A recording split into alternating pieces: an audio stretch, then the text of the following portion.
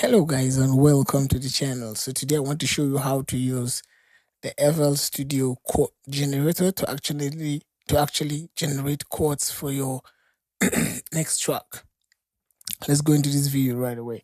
So I have a command someone sent to me. It says build a 95 BPM Afro spiritual beat in A minor, and the most important part of it says chords A minor, F, C, and G with soft piano ambient parts. So it says BPM 95. So this is it, 95. So you're going to bring in morphine. Come to piano, come to keyboards. We're going to use crystal keys. Crystal EP. Yeah, this is good. So let's expand it this way. Just click here and we come to where it says generate chord progression. So this is it. So where here is where you select your key. It says A minor. So you right click here, come to edit, come to A. Let's use minor melodic. So where it says chords, he said we should use chord A minor. He said A minor.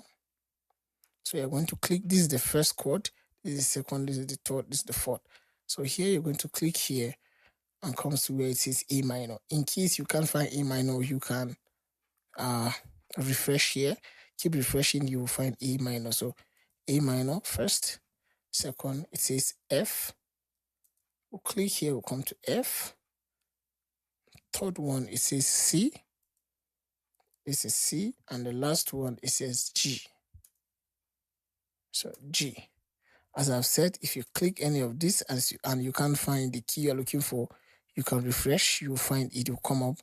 Keep refreshing till you have that key you are looking for. So when you're done with everything, you can decide to play it to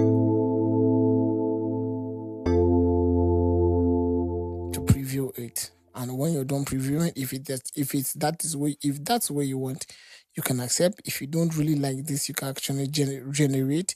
It will refresh or it will regenerate something on this key and the chords exactly. Then you accept. Once you accept, if you look at it clearly, you are having it on your piano roll, so you can play it.